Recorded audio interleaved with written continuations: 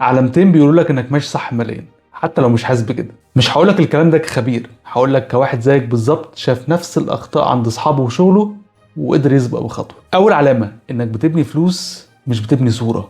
المجتمع بيقيس النجاح بالمنظر، العربيه، الموبايل، اللبس، القسط، الصوره اللي على الانستجرام. بس الحقيقه اغلب الناس لو مرتبهم وقف شهر بتزنقوا فورا، حياتهم بتقف. اكتر من نص الناس تقريبا ما عندهمش سيفنجز يكفيهم 30 يوم من غير شغل.